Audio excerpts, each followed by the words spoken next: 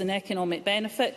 EY data shows that in 2024, Scotland was the UK's leading destination for inward investment outside London for the 10th consecutive year and is ranked 6th among the top 10 FDI destinations in Europe. We will continue work with the Scottish Futures Trust to explore revenue funding options for infrastructure investment, and this aims to unlock additional private investment while ensuring value for money for the public purse. Fergus Ewing. An analysis of the capital budget, both for this and next year, shows that the sum of it devoted to trunk roads is 8%. And in fact, only half of that relates to improvement as opposed to maintenance and adaptation. That's a paltry amount, Cabinet Secretary. So surely you must agree that, I mean, if we're to see Inverness and Aberdeen connected to allow the renewable engines of Powerhouse achieve what they can achieve, they must have dual carriageway links, as must the south of Scotland, the A1, the A77.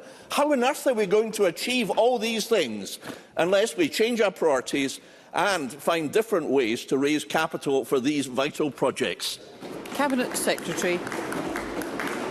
Well, of course, Fergus Ewing will be aware that capital funding is constrained, and as well as the roads programme, there's also the housing investment, which of course we are investing £4.9 billion, £4.1 billion of which is public capital money. And I'm assuming Fergus Ewing would support the investment in housing as well as the investment in roads. And of course the constrained capital position is exactly why we are looking at revenue finance options that are being considered, including all the procurement options being looked for the A96. So we will continue to do that to ensure that we can make sure that we can invest in our infrastructure, because we know how important that is to growing our economy. Thank you. That concludes general questions. The next item of business is First Minister's questions, and I call Russell Finlay, question number 1. Thank you, Presiding Officer. Child cancer patients Millie Main and Molly Cuddihy. Adult patients Gail Armstrong and Tony Dines. 2 other children, names and ages unknown.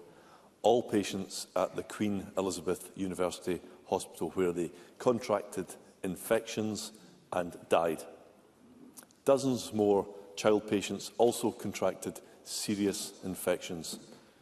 For years, families suspected that the infections were caused by the hospital's water supply. But they were lied to and smeared. NHS staff who raised concerns were bullied and silenced. The people of Scotland were told there was no problem. But now, after years of lies and deception, NHS bosses admit that it's likely that some infections were caused by the water supply. John Swinney has so far refused to release all of the information that his government holds about this scandal. Will he now do so? First Minister. Presiding Officer, first of all, I want to express my sympathies to all of those who are grieving the loss of a loved one in these circumstances. I recognise the deep pain, the grief and the hurt felt by patients and their families who provided brave testimony throughout all of these years on the issues that Russell Finlay raises with me. Now, clearly the issues emerged in the course of the last few years, and as a consequence of that, the Scottish Government established a public inquiry led by Lord Brodie to establish the truth about what has happened in this case. And I have every confidence that Lord Brodie, in taking the evidence that he has taken, will provide the open scrutiny and the truth that is required by the families and by everybody else. Now, the Government has shared all relevant evidence that addresses the terms of reference of the inquiry. Nonetheless, if there is anything further related to the business of government, whether that's Cabinet minutes or ministerial correspondence, not submitted to the inquiry, then I am happy to release this, subject to any appropriate redactions, such as personal information and the respecting of legal professional privilege. Russell Finlay. John Swinney's commitment is welcome, but it should not have taken this long, and there can be no backsliding. The families will be watching. I pay tribute to these families. I cannot begin to imagine the pain they have suffered. I'm in awe of their determination and their dignity. And I think that it's important for Mr Swinney to hear what they are saying. And I quote, "We were all lied to, we were all disbelieved, we were all demeaned and smeared. We have had our families devastated and our lives traumatised. We cannot overstate the level of deceit and conniving cowardice of Greater Glasgow and Clyde Health Board. These families quite rightly expect accountability. They demand a reckoning for the board's leadership. So will John Swinney sack those responsible?" First Minister. Presiding Officer, first of all, I acknowledge the pain and the suffering that the relatives of those affected by these circumstances have suffered, and the pain of the loss of their loved ones has been compounded by the tenacious efforts they have had to go to ensure that the truth would be established, which is precisely why the Scottish Government took the decision in 2019 to establish a public inquiry led by Lord Brodie, which, as I said in my first answer, will be determined to get to the truth. Now, there are a variety of issues that we have to await the outcome of the inquiry from Lord Brodie. But what I will say to Russell Finlay today is that in all circumstances, the Government will take seriously all recommendations from Lord Brodie in taking forward the issues that have to be addressed as a consequence of the commissioning of a public inquiry into this issue. Russell Finlay. We wouldn't need to spend hundreds of millions of pounds on public inquiries if public bodies simply told the truth. And it's no wonder these families are so angry. The Health Board has not been held to account, but neither has anyone in this government. Nicola Sturgeon was First Minister when the hospital began treating patients on the 27th of April 2015, just 10 days before a general election. During the SNP election campaign, she kept bragging about the new hospital. For years, Nicola Sturgeon dismissed growing concerns about infections being linked to the water supply. But now, the NHS have dropped the bombshell. They've told the public inquiry. Pressure was applied to open the hospital on time and on budget. And it is now clear that the hospital opened too early. It was not ready. So let me ask John Swinney a straight question. Did Nicola Sturgeon or anyone else in the SNP government apply political pressure to open the hospital before it was ready? First Minister. The direct answer to that question is no. Russell Finlay. Well, if the Scottish Government didn't apply pressure, who did? And why did they do so? This is one of many serious scandals involving Scotland's public bodies in recent years, from Police Scotland, the Crown Office, the NHS and more. This SNP government presides over a cynical culture defined by arrogance, secrecy and cover-up.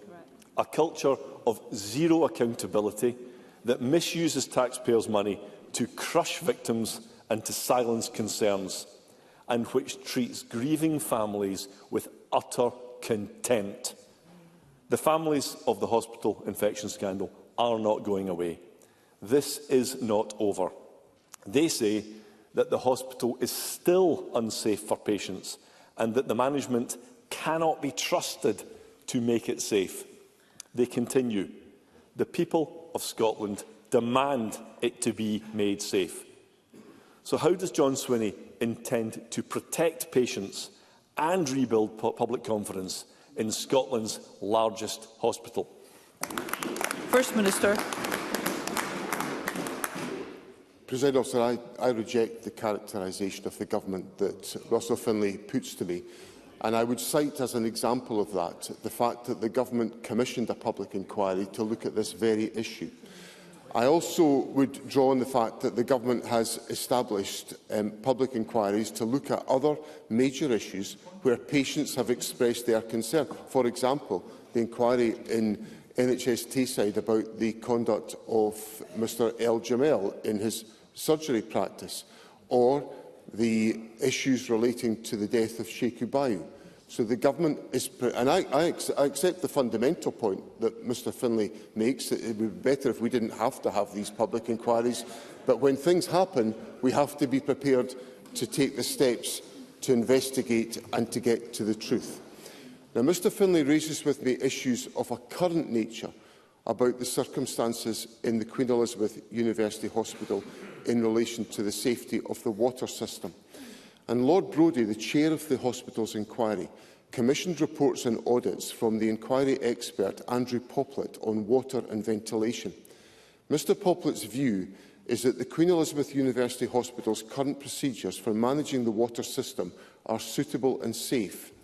Providing the evidence to the inquiry in September 2025, Mr Poplett observed that after previously raising concerns, which he did, the Queen Elizabeth University Hospital water system is, and I quote, currently extremely well managed, close quotes, and there had been, quotes, significant improvements, close quotes, made. So that is independent advice that's been provided to Lord Brodie's inquiry, which I put on the record today to reassure members of the public that the safety considerations in the Queen Elizabeth University Hospital are uppermost in the thinking and the minds of Greater Glasgow and Clyde Health Board, and obviously the Government wants to have that assurance, and that inquiry report, I think, provides exactly that.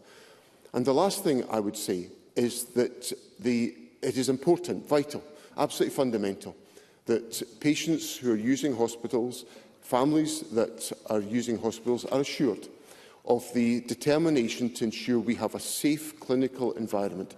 And Scotland has advanced a lot of work which has attracted international commendation on the support for patient safety, and that will be one of the key priorities of the Government in making sure that the public can rely on such circumstances in our hospitals right around the country.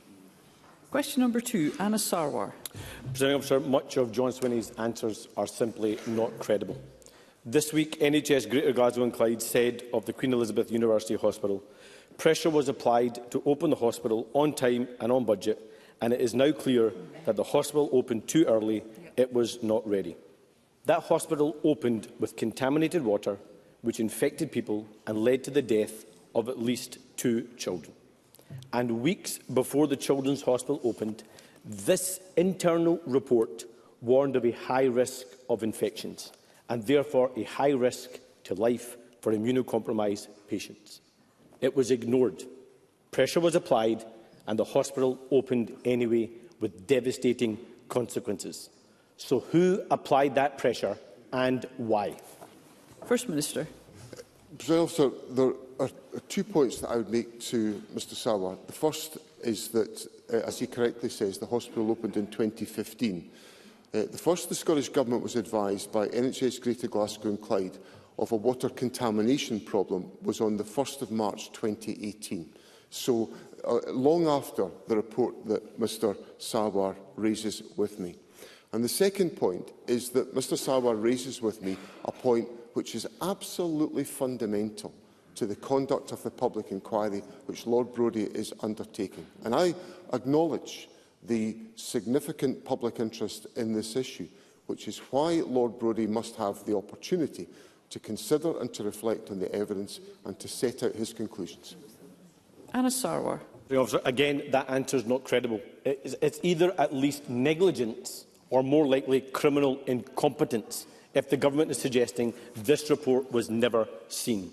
When this hospital opened, Nicola Sturgeon was the First Minister, John Swinney was the Deputy First Minister and the Finance Secretary who signed the cheques, and Shona Robeson was the Health Secretary. They received this report weeks before the hospital opened, warning of high risks of infections. They ignored it, opened anyway, and children died as a result. For 7 years, families have been lied to. Whistleblowers have been bullied, gaslit and punished, and those who raised concerns were dismissed and patronised.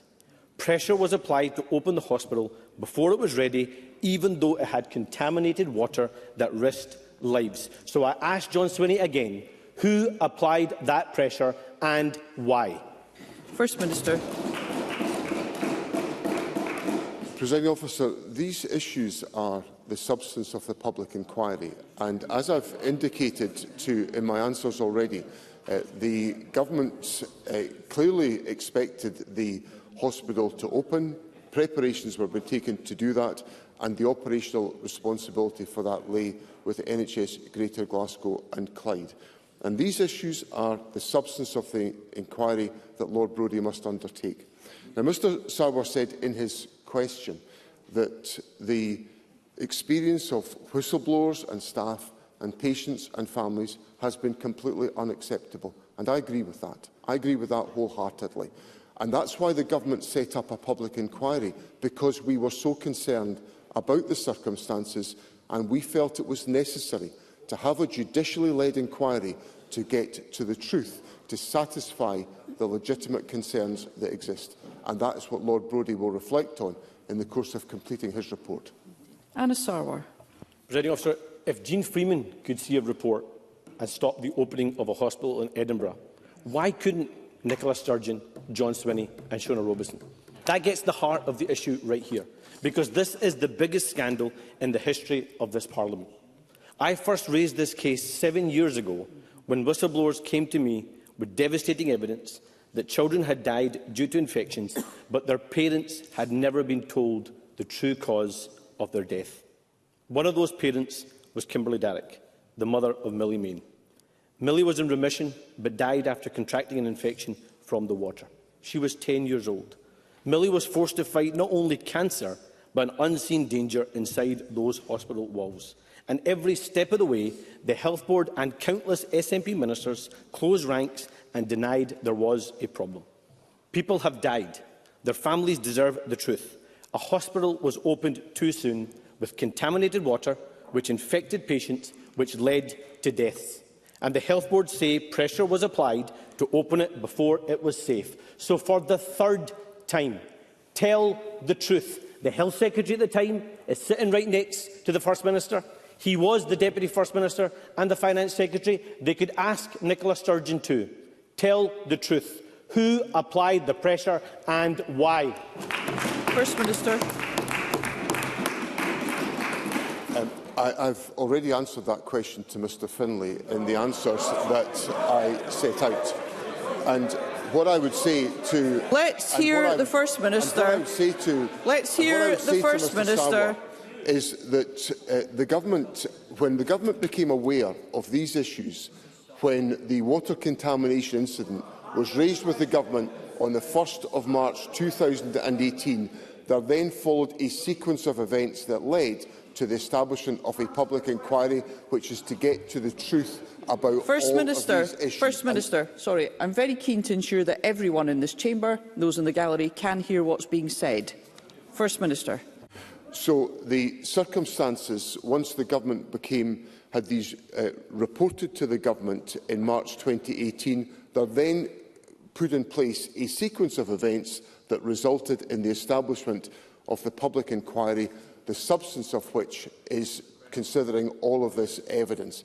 And that is what the Government has done to make sure that we face up to the issues that are raised here, and that we provide answers to the family of Millie Main and others who have suffered so significantly as a consequence. And that's the commitment the Government has put in place, and that is the commitment that Lord Brodie will fulfil. Question number 3, Gillian Mackay. There is often very little that unites football fans. But in recent weeks, supporters of Celtic, Falkirk and Motherwell have displayed banners backing my calls for a £25 cap on away tickets, a call that's also been backed by the Scottish Supporters Collective.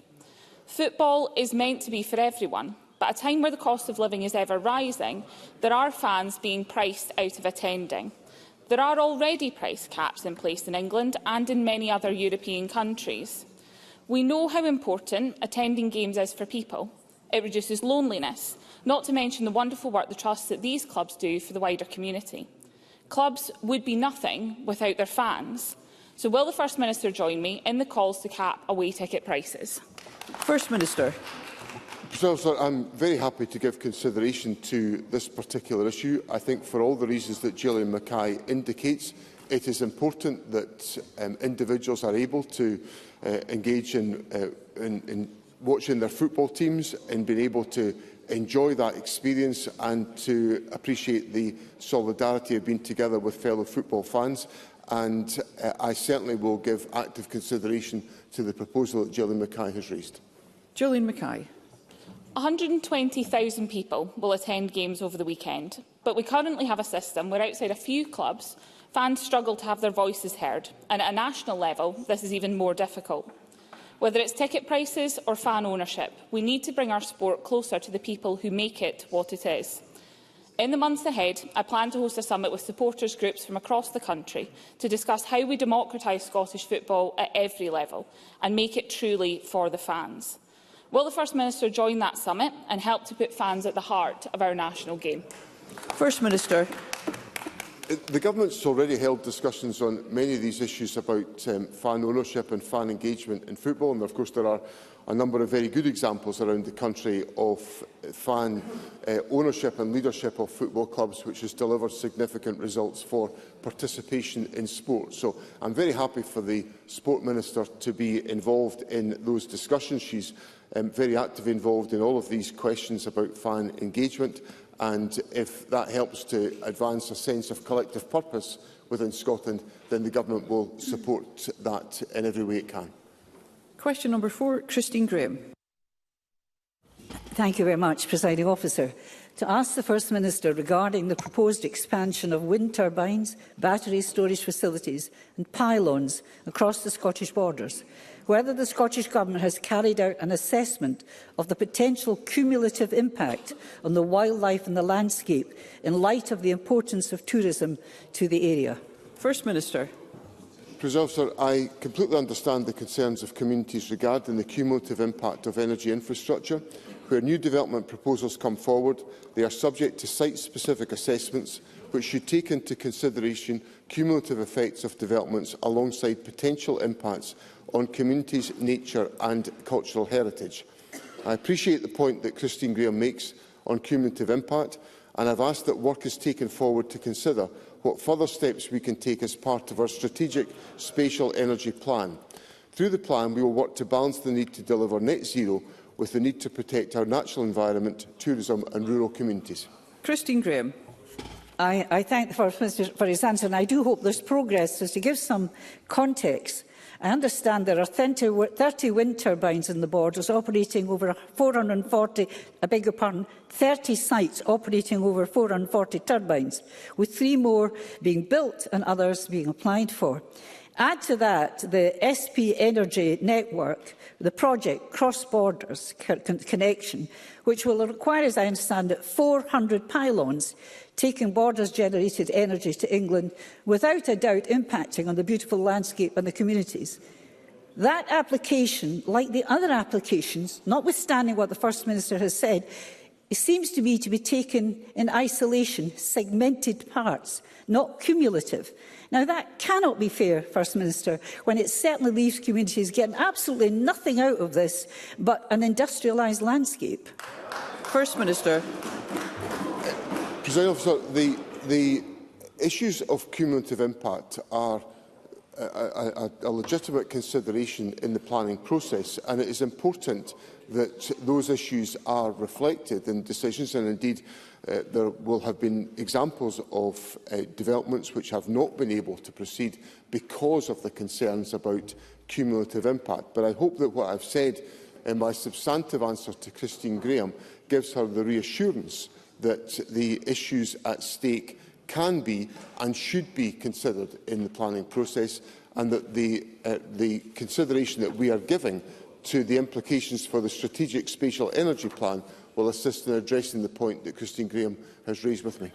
Rachel Hamilton. Thank you, Presiding Officer. The First Minister says he understands the concerns of Borders residents, but I don't think he does. I attended the South of Scotland Energy Convention on Saturday, where the Scottish Conservatives showed their support for Highlands and the North East in calling for urgent action on the uncontrolled spread of energy infrastructure through a unified statement. Will the First Minister back my amendments on a moratorium on new energy applications and also a cumulative impact assessment in the natural environment to prove that he is supporting Borders communities? First Minister.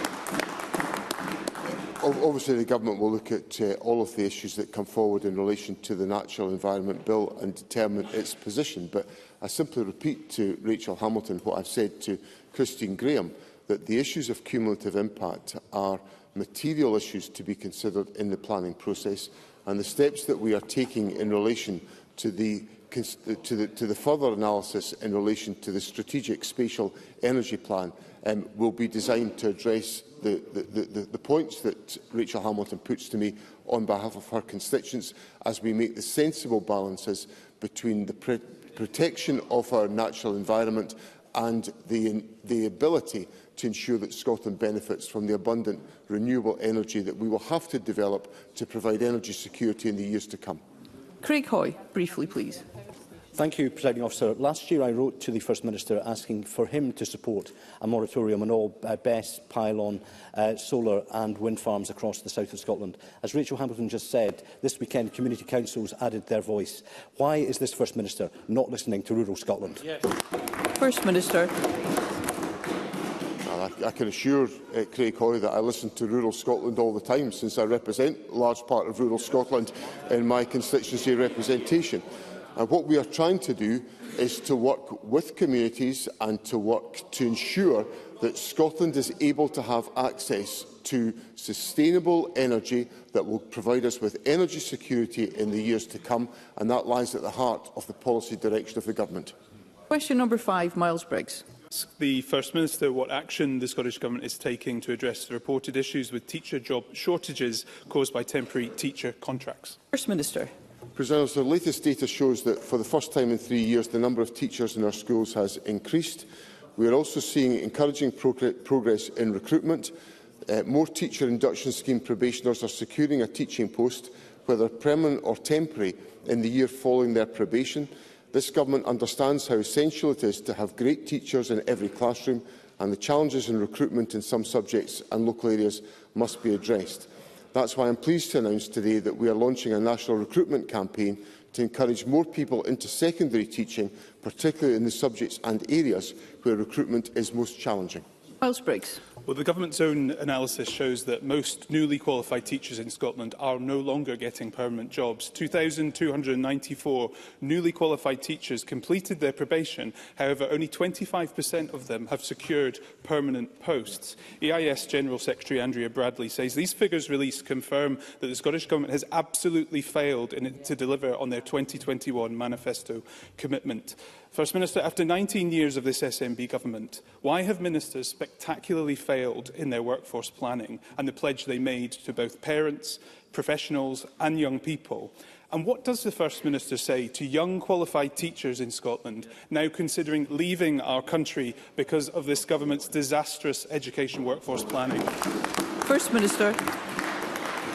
There has been an increase in post-probation employment from this year compared to last year, which demonstrates the progress that has been made. We also have in place a lower pupil-teacher ratio in Scotland compared to other parts of the United Kingdom, and a higher number of teachers per 100,000 pupils in Scotland compared to other parts of the United Kingdom.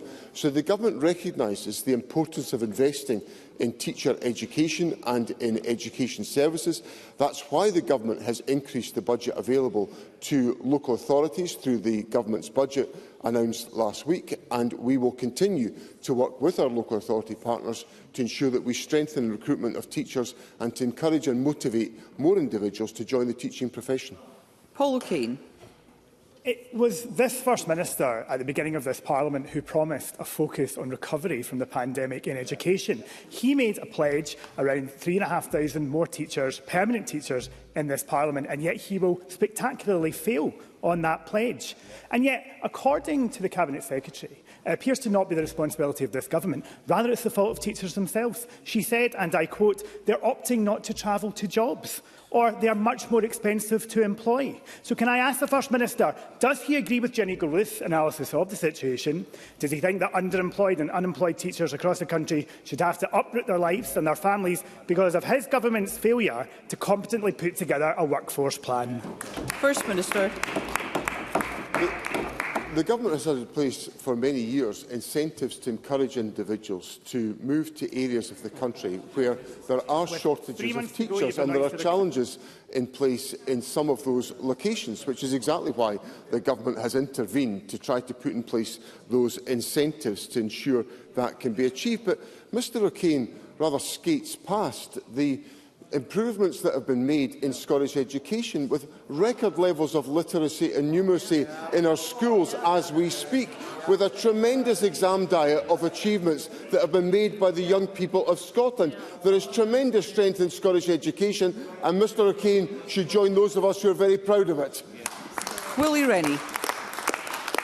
When John Swinney was Education Secretary, he instructed the recruitment of thousands of extra teachers, but failed to ensure there was enough permanent jobs for them.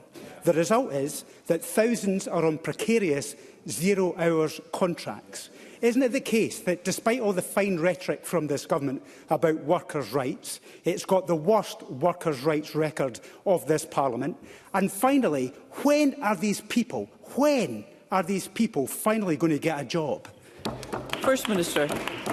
What I'd say to Mr Rennie is that teachers in Scotland are the best paid in the United Kingdom as a consequence of the pay deals put in place. First Minister, the thing that I find really frustrating is I know how many members wish to put a question in this session, and every time I have to stop business, another member is being deprived of that opportunity. Please, let's hear one another. First Minister. President Officer, the steps that the government has taken have been to improve teachers' pay and conditions, and as a consequence, and as I recounted these figures to Mr Sarwar last week, teachers in Scotland are much better paid and have much better take-home pay than teachers in the rest of the United Kingdom. We have more teachers per head of population in Scotland than other parts of the United Kingdom, and also a lower pupil-teacher ratio in Scotland. That's the government investing to deliver on our commitments in education, and we intend to continue to do so. Question number 6, Katie Clark. To ask the First Minister whether the Scottish Government will comply with the Scottish Information Commissioner's ruling that files relating to James Hamilton's investigation into whether the former First Minister Nicola Sturgeon broke the ministerial code must be published by 22nd January 2026. First Minister. Presiding Officer, the Scottish Government will comply with the Commissioner's decision and will do so as soon as practically possible. I do not expect this will take much longer. The courts have made it clear the identities of those who complained in relation to allegations of sexual assault must have their identities protected, and there are no circumstances in which I will do anything that risks breaking those court orders. I cannot release information which would breach those court orders and amount to a contempt of court. Katie Clark. The Scottish Government has wasted millions of pounds of taxpayers' money fighting court cases, with 2 further appeals relating to the salmon files before the Court of Session later this month. Will the First Minister ensure full disclosure by releasing all of the salmon files? And if he won't commit to this today, will he at least release information which has not been contested through the appeals process? And if the Scottish Government loses the appeals, will he commit to not using his veto?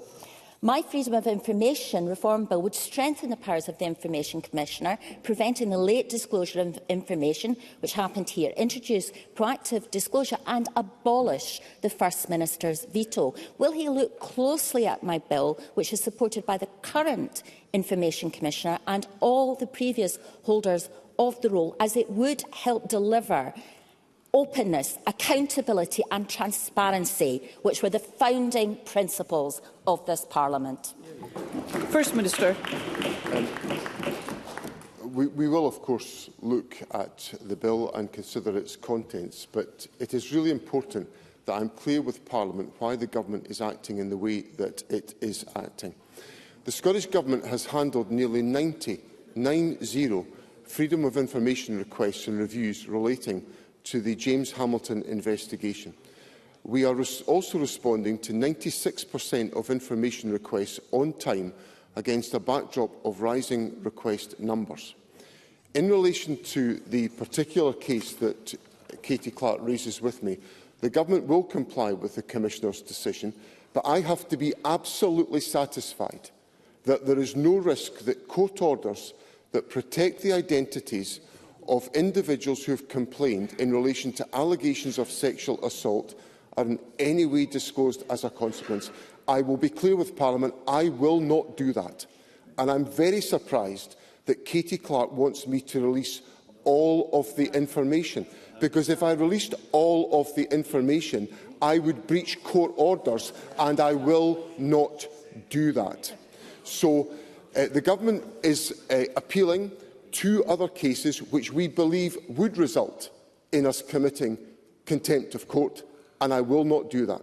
So the Government has, as I've said already, has handled nearly 90 freedom of information requests, but I have a legal responsibility. I have a responsibility in the ministerial code to obey the court orders that are in place, and I want to be crystal clear with Parliament. I will do nothing to jeopardise that. Fergus Ewing. But what the First Minister hasn't said, presiding officer, is that James Hamilton, when he produced his report himself, in public, in an unprecedented move, expressed his severe reservations with the redactions that he was required to make. And moreover, the orders made regarding the release of further information have been made by David Hamilton, the Freedom of Information Commissioner.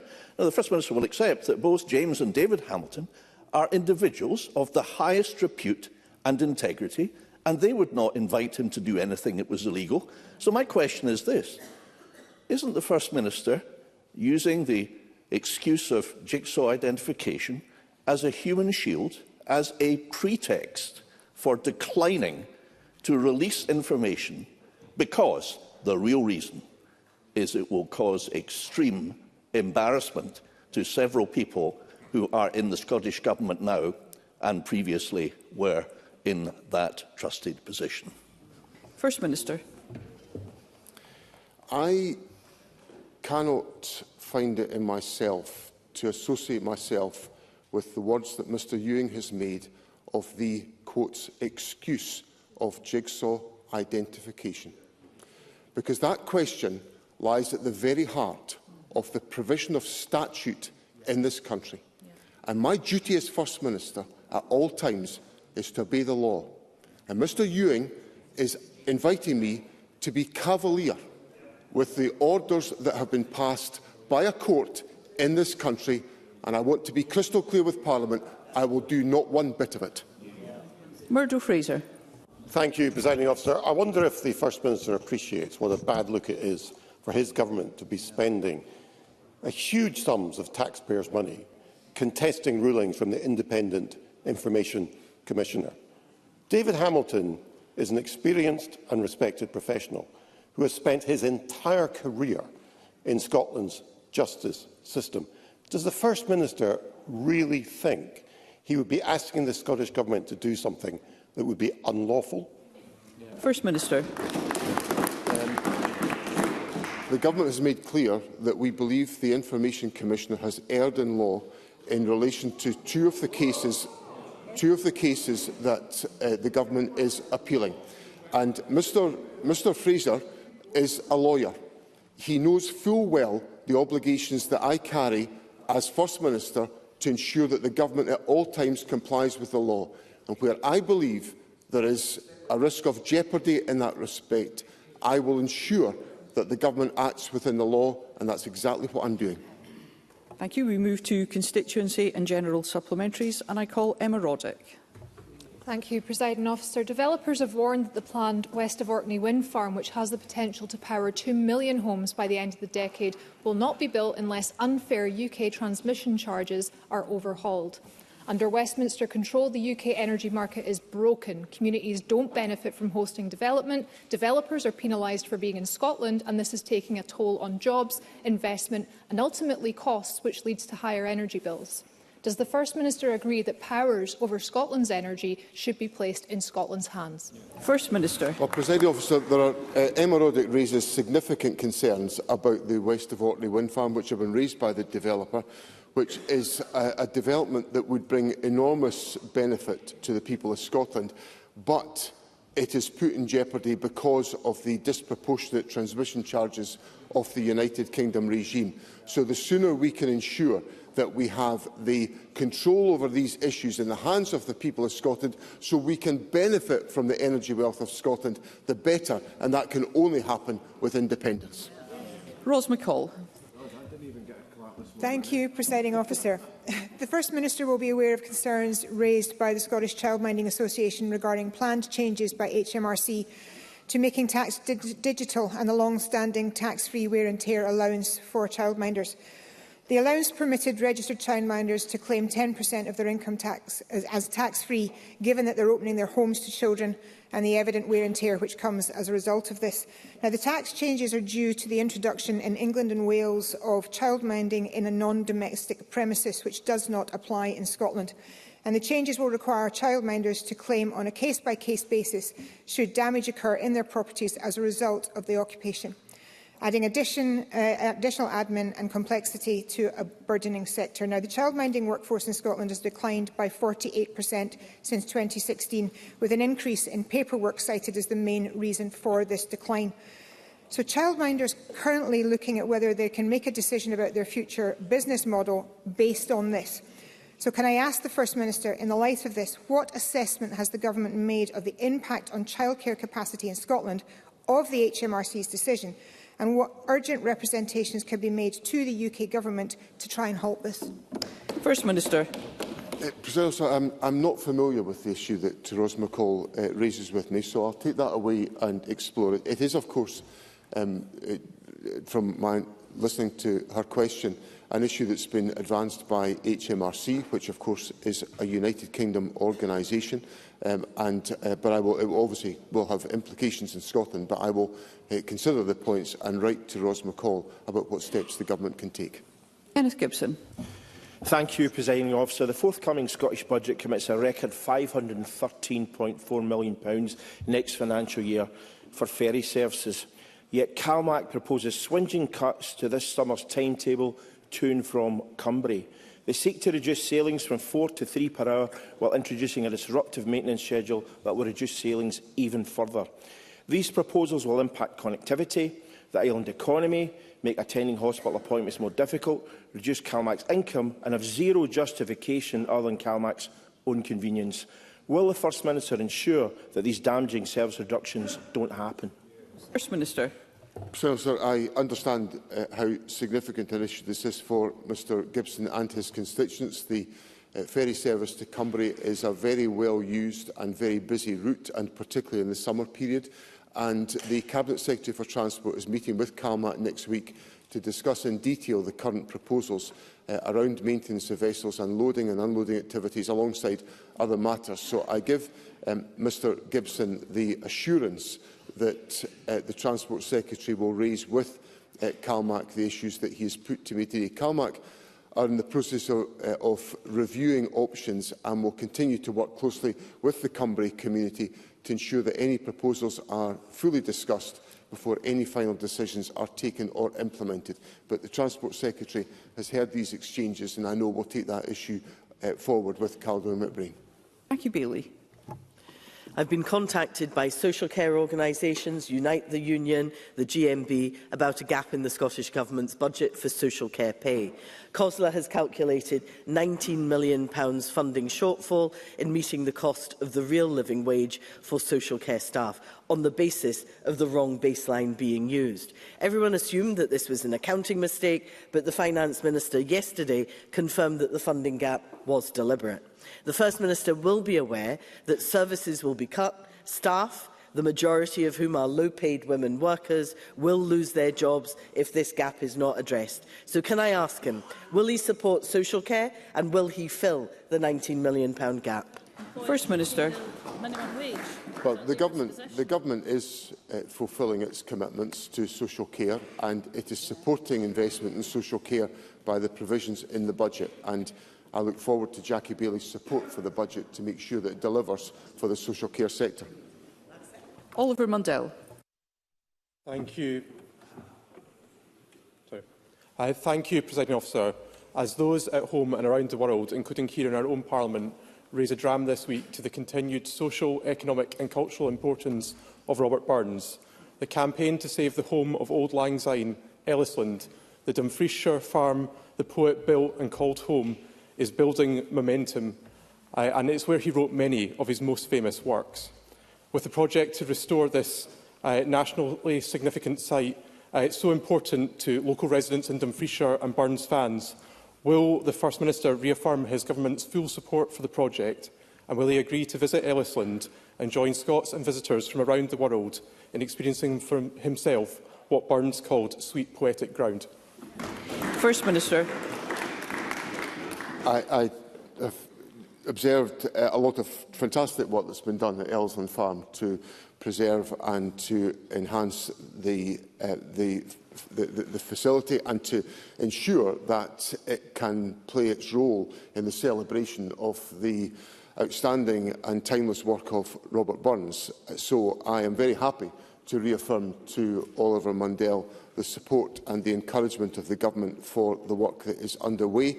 There is work that has been taken forward which involves attracting funding from the National Lottery Heritage Fund, South of Scotland Enterprise and Museums and Galleries Scotland, and I would encourage the Robert Burns Ellisland Trust to continue engaging with Museum Galleries Scotland in taking forward their plans. I'd be delighted to visit the Ellisland Farm and to see first-hand the plans that are being taken forward and to give my very active support. And it is a daily experience for me to walk past the portrait, the Naismith portrait of Robert Burns that hangs in the drawing room of Bute House, where it should hang as a tribute to the timeless commitment and work of Robert Burns, which we celebrate at this time of year and which has such an underpinning of the values of our country. McLennan. The Head of Scotland for Save the Children has welcomed the SNP Scottish Government's budget plans for a top-up on the Scottish Child Payment for families with a baby under 1. She said this week this crucial extra support can't come soon enough for families. We hope it receives cross-party support in Parliament. Will the FM join me in calling on opposition members to listen to Save the Children and back this SNP Scottish budget so that we can deliver landmark policies like this to continue our work to eradicate child poverty? First Minister. The point that Paul McLennan makes is an important one. The Scottish Government underpins the support for the Scottish Child Payment, which is helping to keep children out of poverty in Scotland and to deliver a falling level of child poverty in Scotland. From 27-28, the Government will deliver a boost to the Scottish Child Payment to £40 per week for all children under 1, which Save the Children has said will sow the seeds of a brighter tomorrow. And I would encourage members of all parties to support the Government's budget, which makes provision for these aspirations. And Jeremy Balfour. Thank you, Presiding Officer. The First Minister will be aware of the disgraceful vandalism of the Edinburgh Central Mosque last week. What is the Scottish Government doing to address this intolerance displayed in this action? And what assurances can he give to all religious communities in Scotland that don't feel safe following attacks like this? First Minister. First of all, I was deeply troubled to hear of the vandalism at the Central Mosque in Edinburgh, and I associate myself entirely with Mr Balfour's points that nobody should be on the receiving end of hatred in our society today. I regularly meet, as does the Social Justice Secretary and the Minister for Equalities, with various groups in Scotland to ensure that we are acting together to tackle hate in our society. There are groupings in our society the Muslim community on this occasion. On other occasions, I've had representations from the Jewish community in Scotland who are on the receiving end of hate. And what the Government is doing is supporting communities, investing in the cohesive communities work that we undertake to make sure that Scotland is a country free of hatred, as it should be. That concludes First Minister's questions. The next item of business is a member's business debate in the name of Emma Roddick. There will now be a short suspension to allow those leaving the Chamber and the public gallery to do so.